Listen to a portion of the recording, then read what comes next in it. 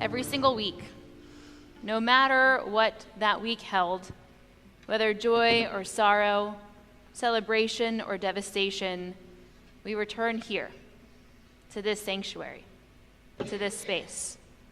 We return to Shabbat.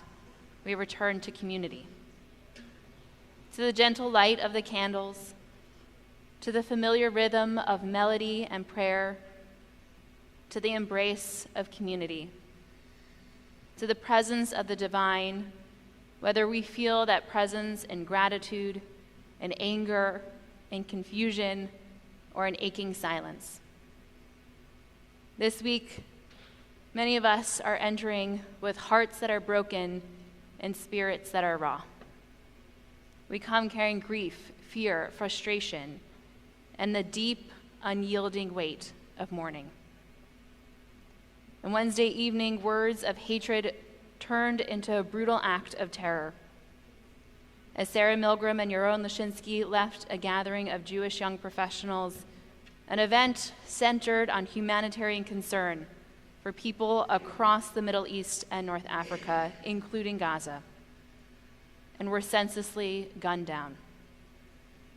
A young couple, full of hope and purpose, just weeks away from engagement, their lives stolen by hate. Tonight, we hold Sarah and Yaron in our hearts. We hold their grieving families, their friends, their communities. We mourn the loss of their dreams, their love, and their light. And we hold each other. We are here tonight not only to pray and to sing, but to show up, to offer comfort, to seek strength, and to affirm life even in the shadow of death. As Rabbi Sharon Brous teaches, it's our sacred obligation to grieve and to live and to grieve. We can hold multitudes.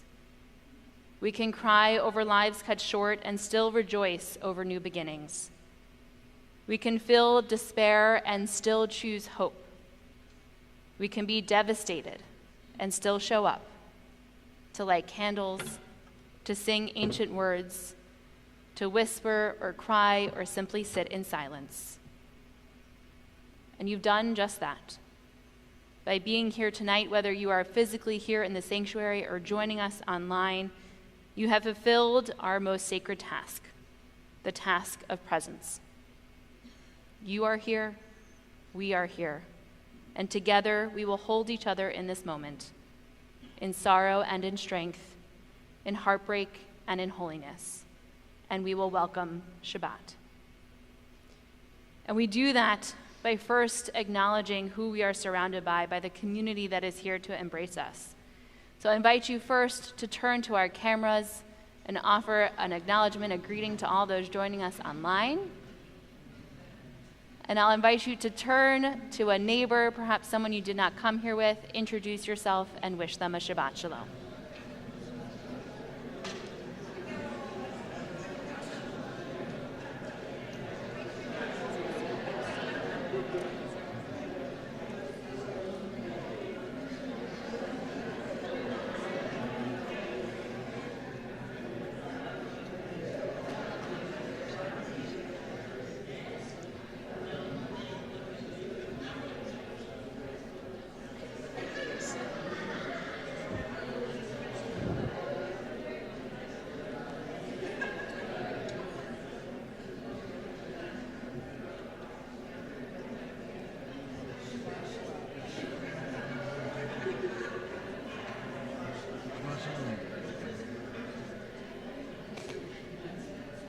We now take a moment to light our candles and welcome in the warmth and light of Shabbat, and it is my honor to invite up Donna Foster to help us do so, along with members of the TBE Outdoors tribe. Whether you are on the planning committee or you went to one hike one time, please come join us on the bima.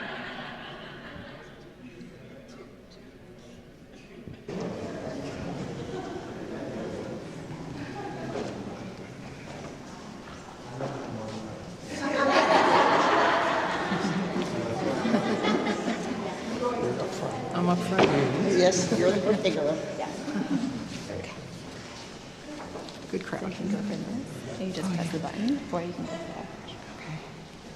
Did you do that now? Okay. What did you say, do? Just Push the it. button. It's a test on. Yeah. I don't know. Ah. Should I do the matches?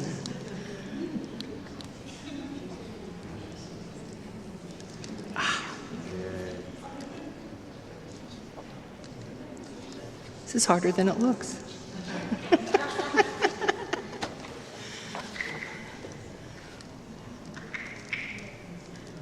Oh, great, thanks. Baruch atah Adonai Eloheinu melech haolam asher kishanu b'mitzvotav v'tzivanu lehadlik ner shel Shabbat. Oops, on the wrong page.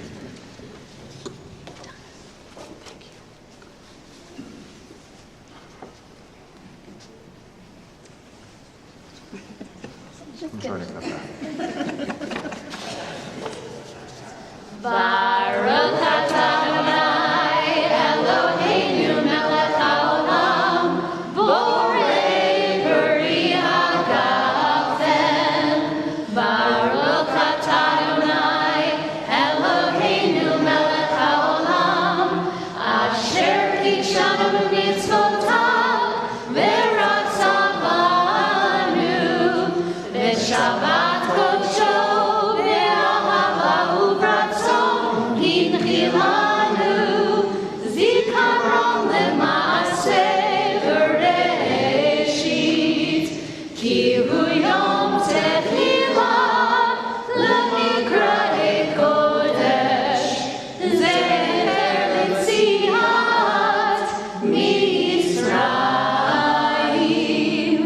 ki banu v'acharta v'otanu kidashta mikol ha'amim v'shabbat kodeshecha be'ahava uvratzon hinhaltanu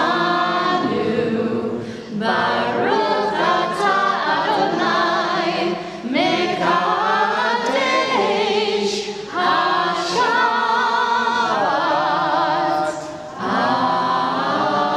Amen. L'chaim. That's great, Jesus. That's the part. You stay. Okay. Okay.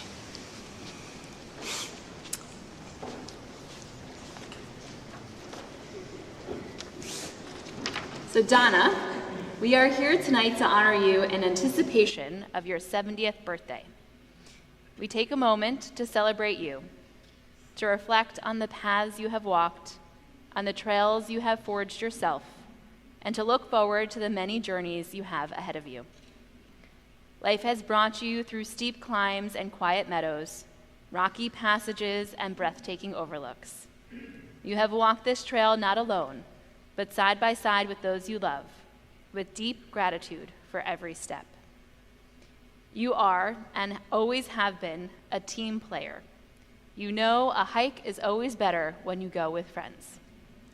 Whether on skates on the first ever SUNY Oswego hockey team, women's hockey team, guiding the ever-growing TBE outdoors community, or working side by side with colleagues at Martha's Vineyard Hebrew Center, you know that life is best lived as a part of a group trek. You listen, you support, you lead when needed, and you always make room for someone to catch their breath. Your Jewish journey is a beautiful landscape all its own. You started out on a solitary trail. You were often the only Jewish kid in your school in Sloatsburg, but still had a bat mitzvah, still found connection to your Judaism.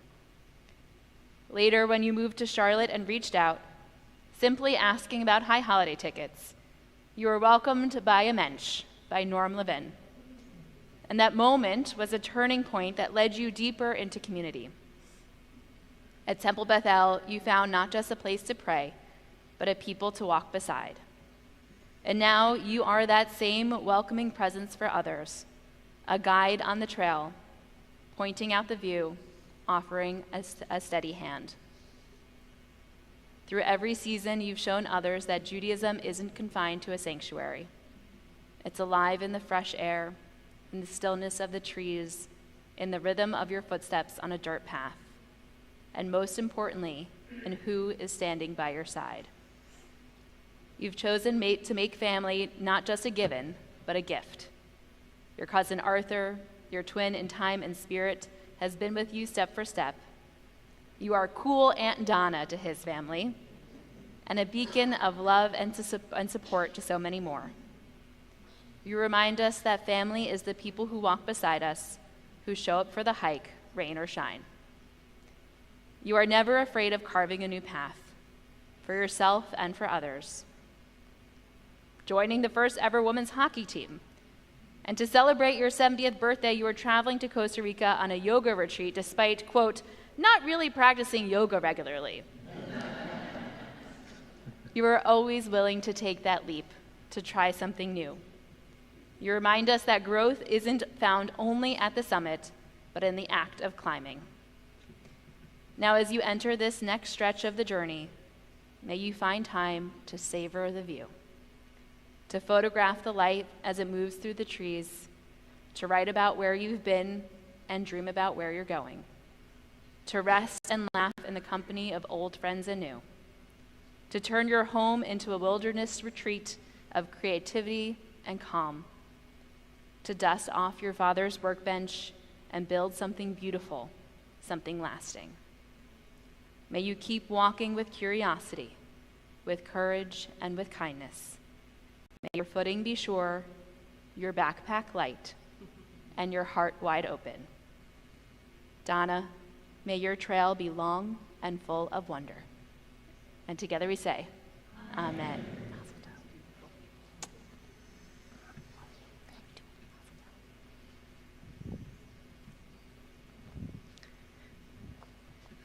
As we celebrate milestone birthdays, we also take a moment to celebrate all of the joys in our lives, the blessings big and small. If there is something that has happened to you recently, I invite you to raise your hand to please share.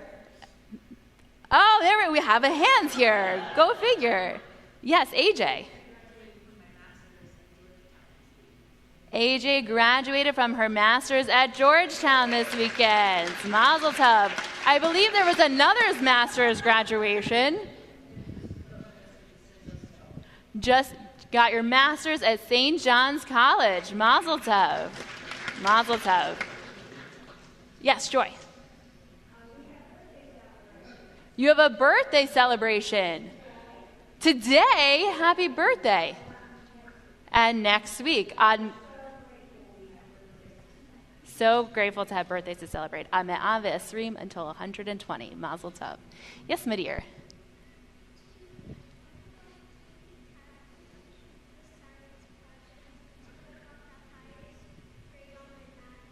Wow, named team captain of a science project and the highest grade on a math test. That is awesome. Congratulations.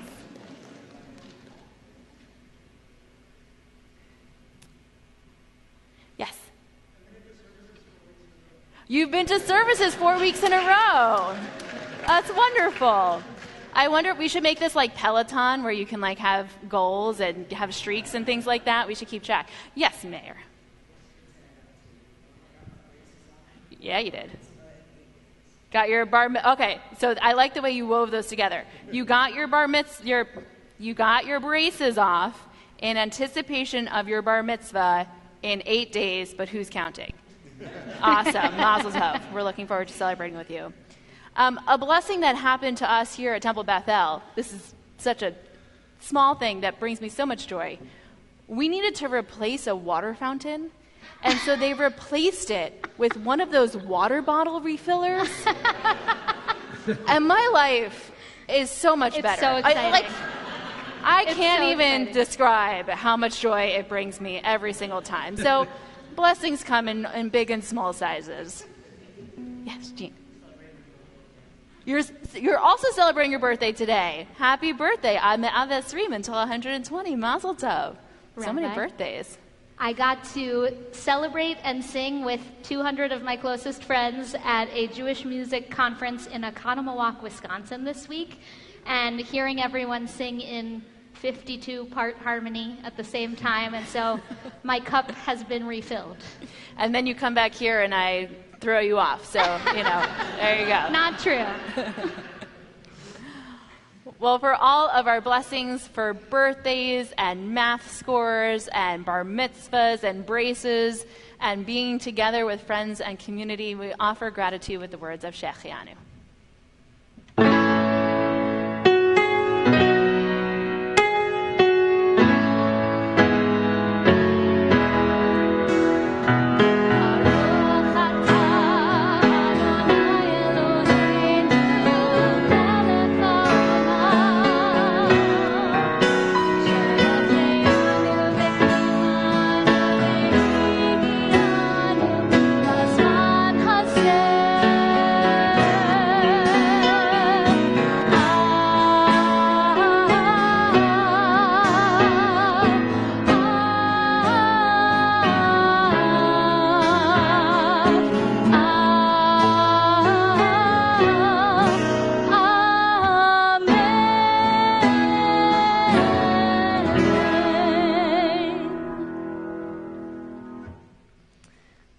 Or zarua lat tzadik ul yishrei lev simcha.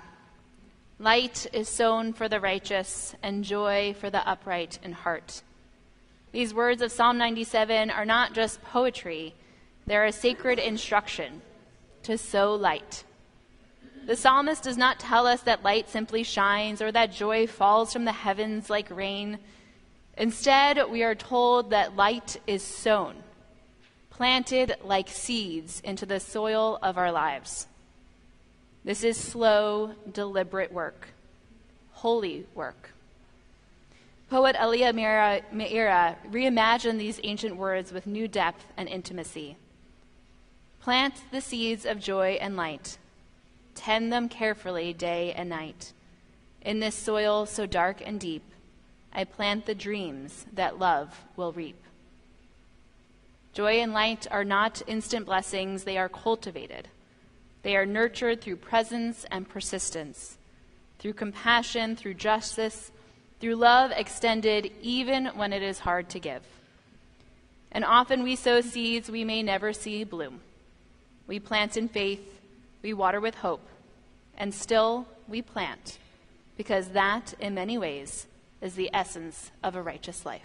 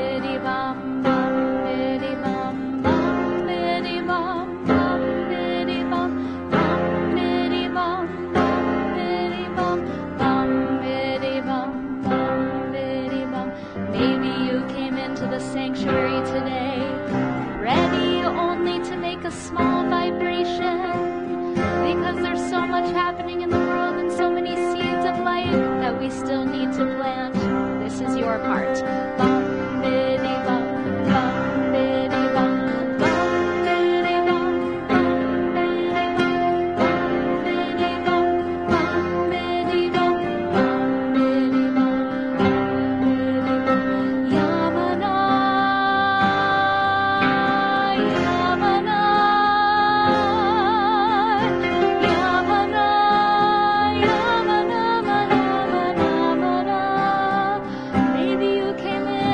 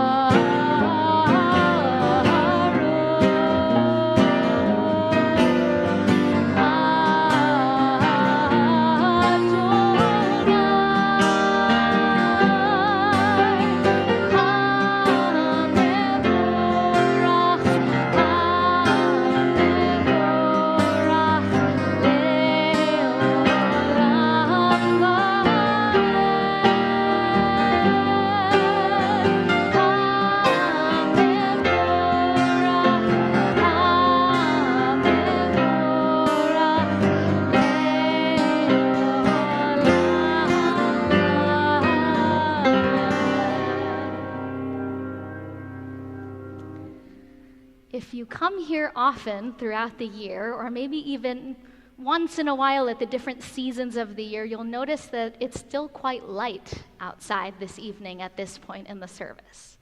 I remember being here in the winter months when the clocks are turned to the other hour. I really wish we didn't do that anymore. I'm a night owl. And feeling like, oh, the darkness, it's already here at such an early time in the evening. And now, heading into summer, this feeling of gratitude that the light is still there. And on these days when the darkness feels oppressive and heavy, and we're not sure when or where the light is going to come from, we give gratitude for the light we can feel out there on the other side of the window, and we remember that the light always returns.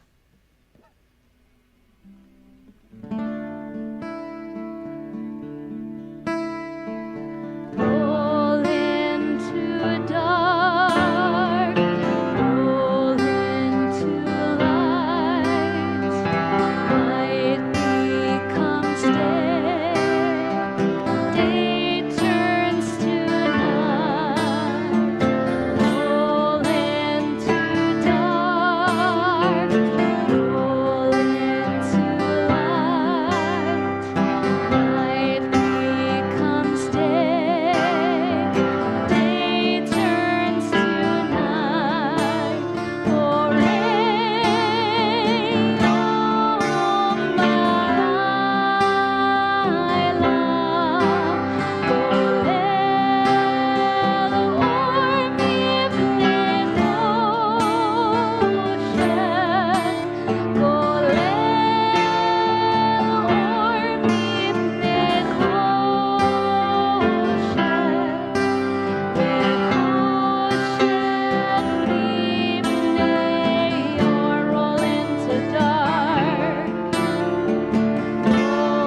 into dark, roll into light, light becomes day, day turns to night.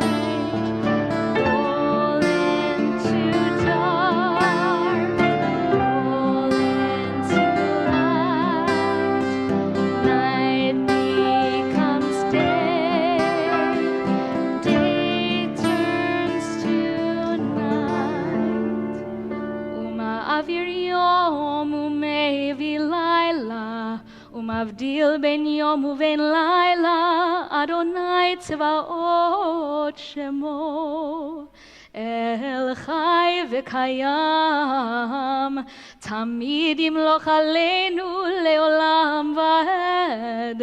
ברוך אתה אדוני, המעריב ערבים.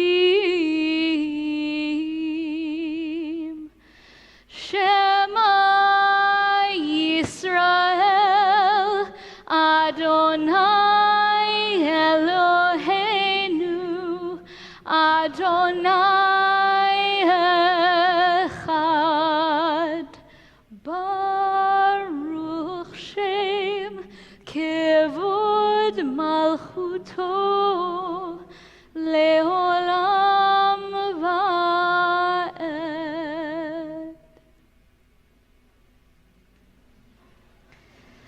ואהבת את אדוני אלוהיך בכל לבבך ובכל נפשך ובכל מאודך. והיו הדברים האלה אשר אנוכי מצווך היום על לבביך, ושיננתם לבניך, ודיברת בם בשבתך בביתך, ובלכתך בדרך, ובשוכבך ובקומך. וקשרתם לאות על ידיך, והיו לטוטפות בין עיניך. וכתבתם על מזוזות ביתך ובשעריך, למען תזכרו ועשיתם את כל מצוותיי, והייתם קדושים לאלוהיכם. אני אדוני אלוהיכם, אשר הוצאתי אתכם מארץ מצרים, להיות לכם לאלוהים. אני אדוני אלוהיכם.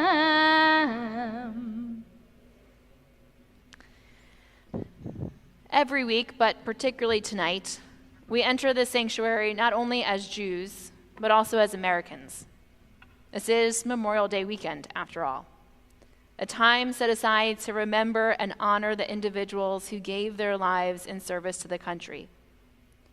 We remember their sacrifice and we recognize the values they served: freedom, dignity, and the hope of a more just society.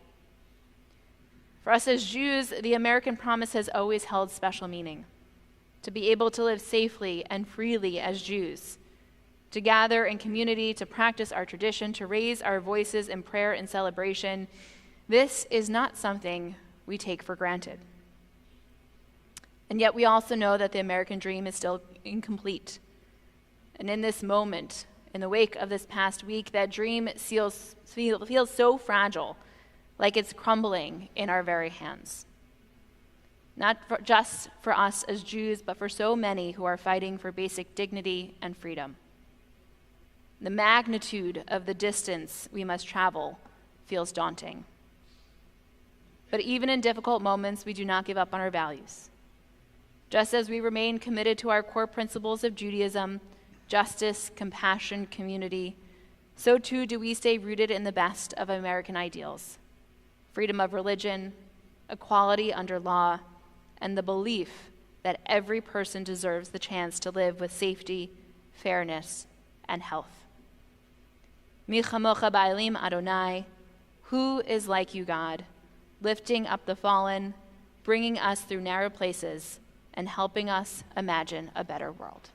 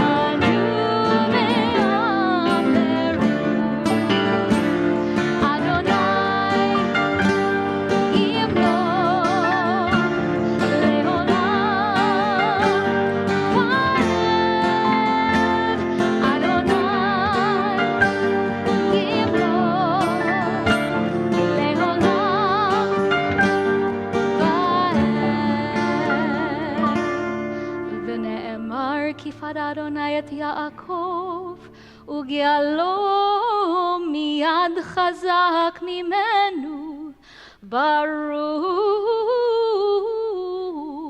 אתה אדוני, גאל ישראל.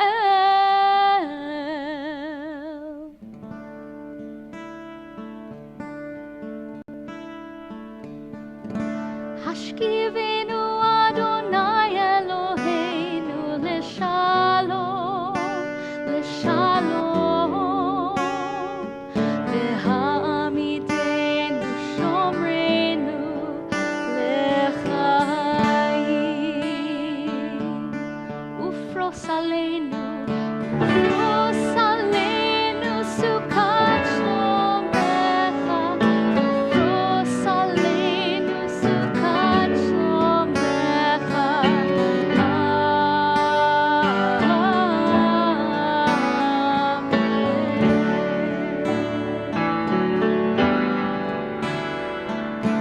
Shelter us beneath your wings, O Adonai.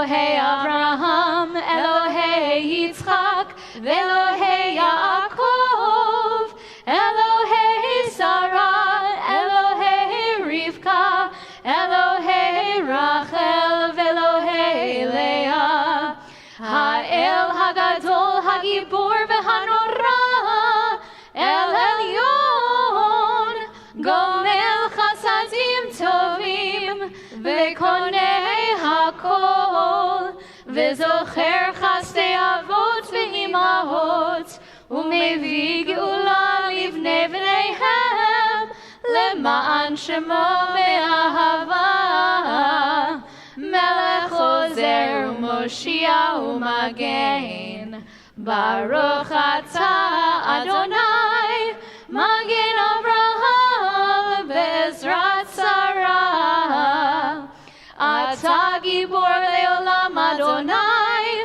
Mechaye Hakol, Atah Rav Lehoshia, Morid Hatal, Mechalkel Chaim Bechesed, Mechaye Hakol Berachamim Rabim, Somech Noflim Verofei Cholim, Umatir Hasurim, Umekayem Emunato, Lishedei Afar, Micha Mocha Baal Gevurot, Umidom Melach, Melech Memit Umechaye, Umatzmiach Yeshua, V'ne'eman Ata Lehachayot Hakol, Baruch Atah Adonai, Mechaye Hakol, Ata Kadosh V'Shimcha Kadosh,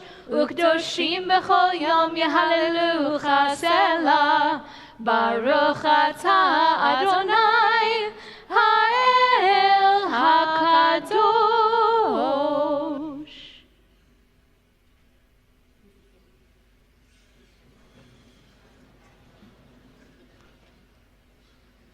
There is one question that I am asked about the Torah.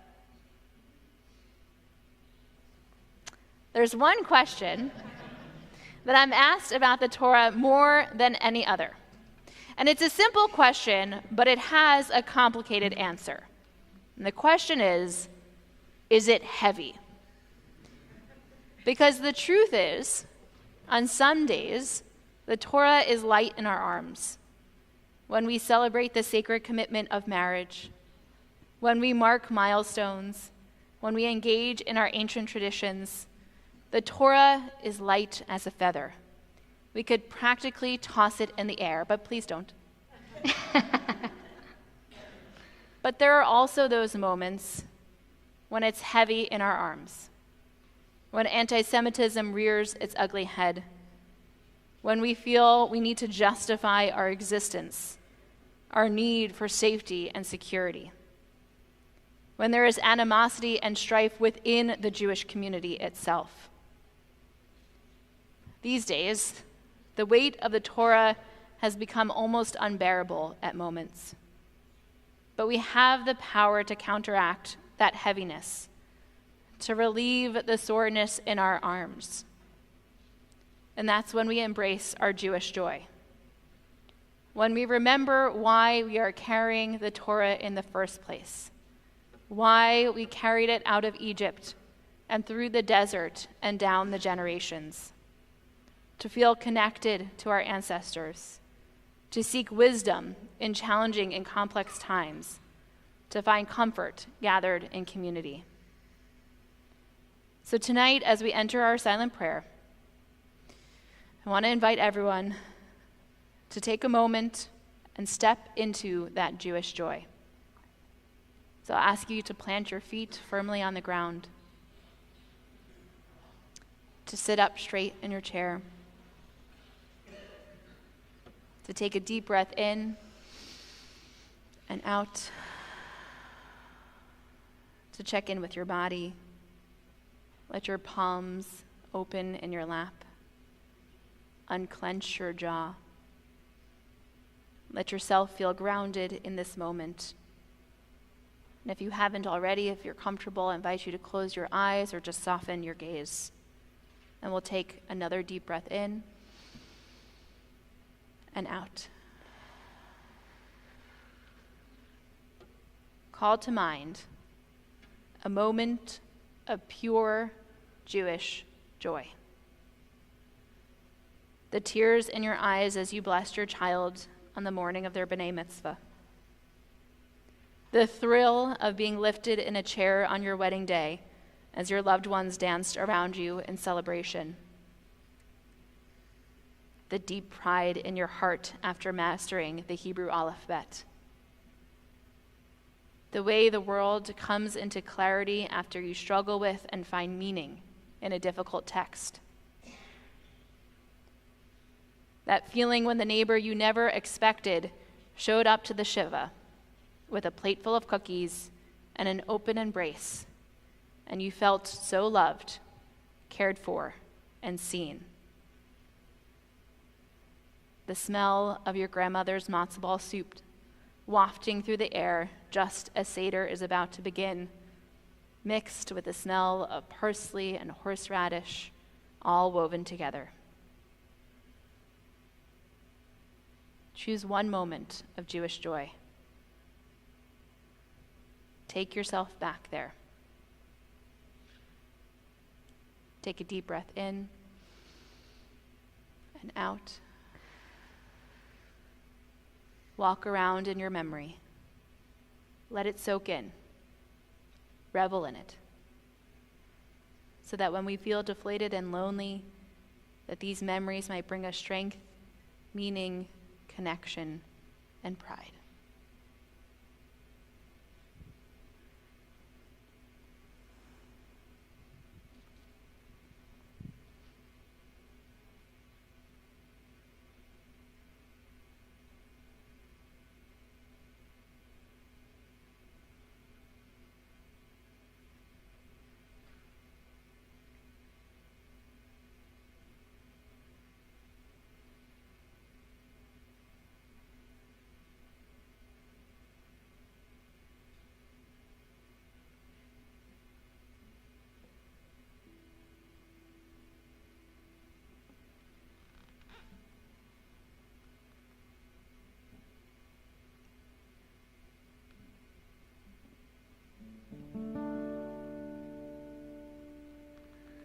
You turn my morning into dancing, so that my soul might sing to you, so that my soul sing to you, and it not be still.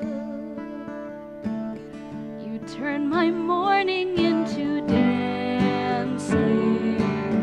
so that my soul might sing to you, so that my soul sing to you, and it not be still. Oh God, my God, forever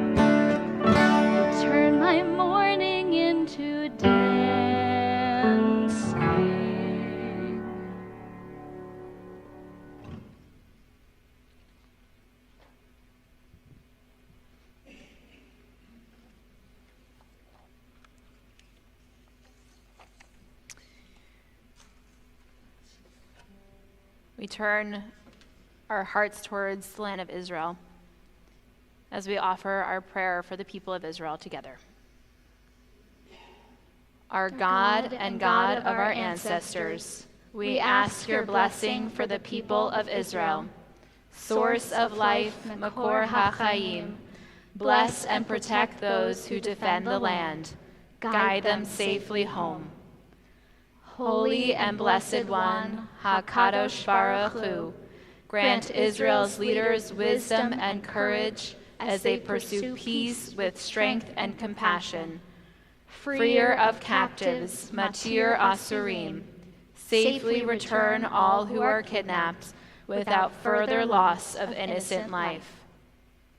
Master of compassion, Baal HaRachamim, help us hold the pain and suffering of both the Israeli and Palestinian peoples. Teach us to walk your path of peace, turning fear into trust, conflict into understanding, and weapons into tools for building. Lead us to a future where no nation lifts a sword against another, and war is no more. Amen. We think of those in our community who are in need of healing, of body, of mind, and of spirit. On our screens, we are sharing the names of individuals that we are thinking of. If there's someone in your life who is in use of some shlemut, of some wholeness, I invite you to share their name as I look around the congregation.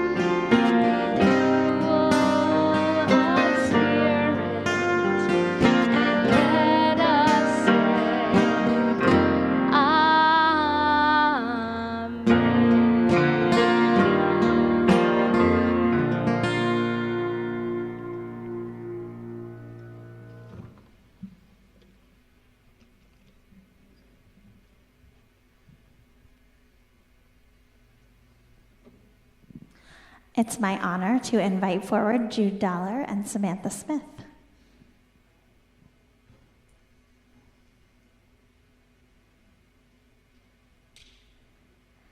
They met right over there at CJP, and they'll be getting married right over there this Sunday.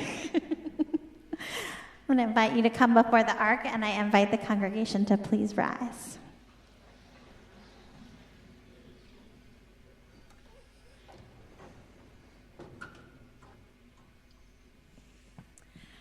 Jude and Sam. On Sunday afternoon, it will be my privilege to stand under the chuppah with the two of you, surrounded by your closest family and friends. But this evening, it's my honor to stand with you in front of your community, to bless you as you begin this weekend of sacred moments. In one of this week's Torah portions, Bahar, the notion of a redeemer is introduced. A redeemer was a close relative who was responsible for pulling someone out of trouble. For example, redeeming property that a person had to sell off, or providing food and shelter when needed. The Torah emphasizes that the redeemer cannot hold their power over the one they redeemed, specifically because they are both servants of God and not servants of each other. This passage felt appropriate for the two of you, because at different times you have each acted as the other's redeemer. You have built a foundation of love and trust by helping each other through difficult times. You acted as each other's redeemers, finding stability as you are now side by side. And you follow the Torah's cautions to not make each other feel overly indebted, and that is because you knew that each act of redemption was done as an act of love. And now you stand here side by side, able to fulfill the Torah's command to be servants of God. Individually, you already did so much good in the world. But now, as a couple, you not only do good in the world together, but you strengthen your partner's capacity to do good as an individual. So on this Shabbat before your wedding, we ask God's blessing upon you. Mishaberach avotenu ve'imotenu hu yivarech et hechatan ve'et hakala. May the one who blessed our ancestors bless this groom and this bride. May the sacred commitments of your wedding day sustain you all the days of your lives. May the love that binds you be lasting, and may it allow you to always be your authentic selves. May you always find home wherever you are together, grounded in the cherished values that you share. May you always feel the love of this community, and may we be witness to many joyous moments in your future. And together we all say, Amen. Mazel tov.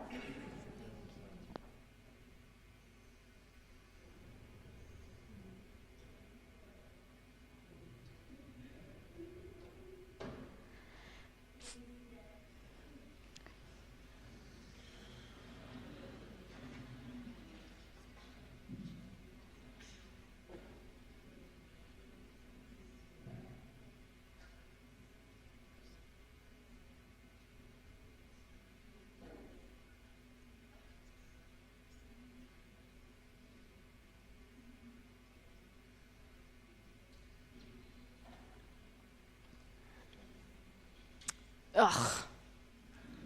I am sick and tired of that word resilient.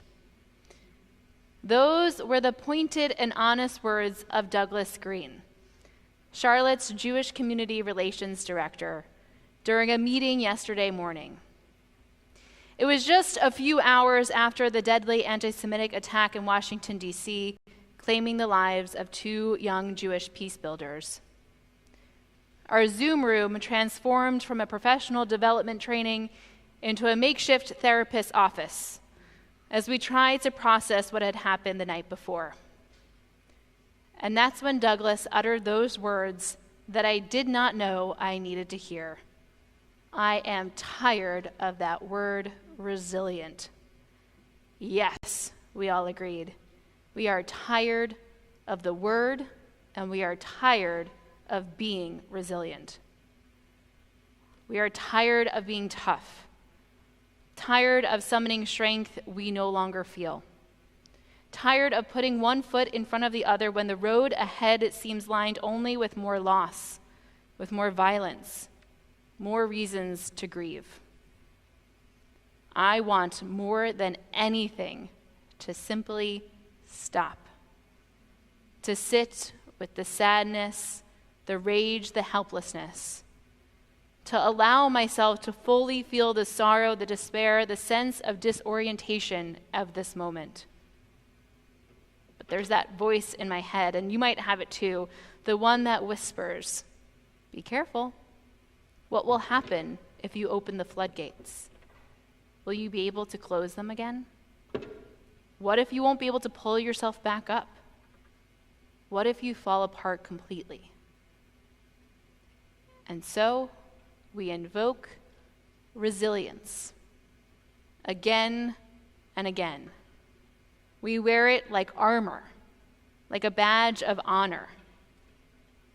But I'm beginning to wonder if we've misunderstood it entirely.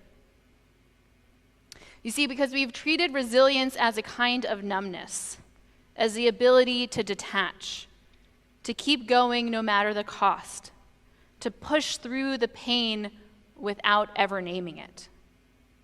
We call it resilience when we dissociate from the violence and trauma unfolding around us, the attack in Washington, the unbearable wait for the return of hostages, anti-Semitic hate paraded in public as righteous speech, the devastation in Gaza, the ICE raids tearing apart families in our own neighborhoods, the ongoing dehumanization of our LGBTQ friends and family. And that's just the pain that's caused by the week's headlines. That's not even addressing the private grief each of us carries. A marriage in crisis, a parent in decline, challenges with infertility, a child struggling in school, the quiet weight of depression. It's too much. It just is. And like Douglas, I am done pretending that charging ahead, shield raised, armored fastened, is sustainable. I don't want to run toward the dragon. I want to sit by the fireplace in a big, comfy chair. I want to drink tea wrapped in a warm blanket and remember what it feels like to simply be human. But here's the truth I'm starting to see. I'm not tired of resilience itself. I'm tired of the way we've come to define it. Because real resilience isn't about suppression. It isn't about faking strength or swallowing sorrow. True resilience is feeling, honestly, deeply, bravely. It's standing in the fire of our pain and refusing to look away. It's allowing ourselves to grieve, to rage, to break open, because only through that raw confrontation will we ever be able to heal, to move forward, to grow. And I'm not sure we as a Jewish community have truly allowed ourselves to do this yet. I know I haven't. And I fear what might happen to us, spiritually, emotionally, communally, if we don't start soon. If we continue to suppress the grief, fear, anger, and helplessness we carry, I worry that our grief might become a monster that haunts us. I worry that we might isolate ourselves, become callous, and harden our hearts to the point where we can no longer empathize. To illustrate what I'm talking about, I'm going to do this in classic Rabbi Erdheim fashion, which means I'm going to use pop culture, and I'm going to introduce you to two animated characters who also, like us, misinterpret what it means to be resilient. First, I want you to meet Keith the Grief Sweater. There he is. Keith is from the animated Netflix series Human Resources. Keith is an anthropomorphic sweater who appears to help people face the pain of losing someone they love. In one episode, he arrives to comfort Amir, a man whose mother is dying. But Amir isn't ready. Instead, he listens to a character who personifies logic and reason, who urges him to suppress his emotions, to power through with rationality and focus on caregiving rather than grief. And that is the path Amir chooses. He avoids, he compartmentalizes, dismisses, and in response, Keith, the grief sweater, grows larger and more aggressive, more insistent, until he becomes a monstrous version of himself, haunting Amir wherever he goes. It's not until Amir finally breaks, he finally stops, puts the sweater on, allows himself a good old-fashioned cry, and in that moment, Keith shrinks back to a normal size, wraps himself around Amir, and comforts him. It is only in that moment, only then, that he can return to his mother to be a whole caretaker, not as a shell of himself, but as a whole person, emotionally present and connected. This is one of the fears I have about what is happening to us. As a community, we are running from Keith the grief sweater. We've convinced ourselves that we can't afford to grieve. There's just no time. We have to act and organize and respond. We push down our pain and call it strength. But the longer we run, the more monstrous that grief becomes. We cannot heal. We cannot lead. We cannot transform this world unless we first allow ourselves to feel. We must stop, put on that warm, cozy sweater, and let the tears fall. The second character I want to introduce you to is Louise Belcher from Bob's Burgers. I heard that quiet yes. Louise is known for her fierce, unshakable exterior. And she's devastated when her family accidentally destroys her favorite toy. Rather than confronting the sadness and disappointment she feels, she retreats into a fever dream where she's trying to flee to an impenetrable fortress of solitude, a towering, isolated stronghold where she can shut out the people who hurt her. But this fortress isn't safety. It's a refusal to face her pain. Her anger becomes a wall that keeps out not just hurt, but love. And it's only when she lets the wall crumble, when she allows herself to be vulnerable and reconnect, that she's able to forgive and find her way back to the warmth of family. This too is a danger we face. That in refusing to sit with our pain, we may build our own impenetrable fortresses of solitude. That we might grow so hardened, so emotionally walled off, that we lose the very thing that makes us human, our capacity to care, to connect, to act with empathy. We risk becoming so detached, so numb, that we no longer see suffering as our concern, no longer feel the pain of our neighbors as our own. And in doing so, we risk losing our moral center. We stand between these two paths, between the monster of unprocessed grief and the cold, empty fortress of emotional isolation. Neither will serve us. Neither will sustain us. Only through feeling, fully and unapologetically, can we begin to find our way forward. Rabbi Hillel teaches, in a place where there are no humans, strive to be a human. When everyone around is callous, selfish, and cruel, we must dare to be compassionate, selfless, and kind. But in order to get there, we must be human in a different way. We must feel. To be human is to feel. To weep, to scream, to rage, to laugh, to love. If we cannot feel, we cannot empathize. If we cannot acknowledge our own pain, we won't be able to recognize it in others, nor be moved to act with compassion, justice, or love. So let us begin. Let us put on our grief sweaters and allow ourselves to cry.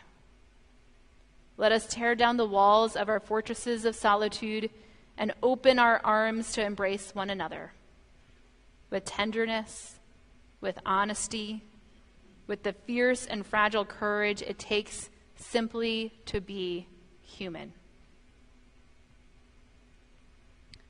O God, creator of our tears and laughter, the one who shaped our hearts to feel deeply, you did not make us to be unfeeling stone, but living souls, stirred by joy and sorrow, by rage and compassion, by hope and despair. So may we be resilient, not in spite of our tears, but through them. Not by shielding ourselves from pain, but by embracing the sacred truth that you placed within us, that to feel is divine, and to share our pain is holy. May we find strength not in silence, but in solidarity, in sitting beside one another with trembling hands and open hearts, in making room for grief, in honoring anger, in not rushing to fix what must first be felt. May our resilience be tender and brave, the kind that allows us to weep, to rage, to rest, and to rise again. And through this honest, human, holy resilience, may we grow in love for one another and for ourselves. Amen.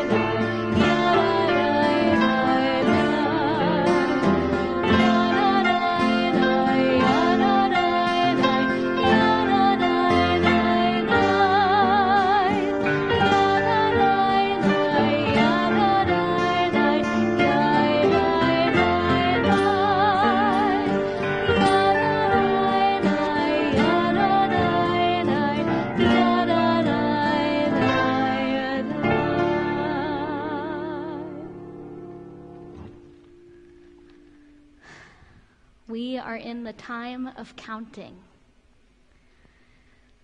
All the way from Passover, 49 days we count until we arrive at Shavuot. And in that time, perhaps we count our joys and we count our grief. And so we'll join together in the blessing on the slides to count the Omer this evening. Baruch atah Adonai Eloheinu melech haolam, asher kitshanu b'mitzvotav v'tzivanu al sfirat haomer. Hayom echad ve'arba'im yom, shehem chamisha shavuot v'shisha yamim la'omer. Today is the 41st day, making 5 weeks and 6 days of the Omer. We rise for the Aleinu. Aleinu l'shabeach la'adon hakol, latet gedula leotzer breshit, shelo asanu kigoye ha'aratzot, ולא שמנו כמשפחות האדמה, שלא שם חלקנו כהם, וגורלנו ככל המונם. ואנחנו קוראים ומשתחווים ומודים לפני מלך מלכי המלכים הקדוש ברוך הוא. ונאמר והיה אדוני למלך על כל הארץ ביום ההוא, ביום ההוא יהיה אדוני אחד, ושמו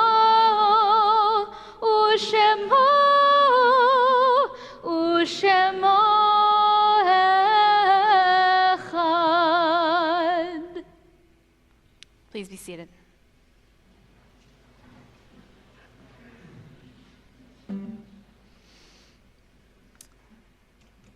When lives are stolen by acts of extremism and hate, our attention often turns to the political or societal impact.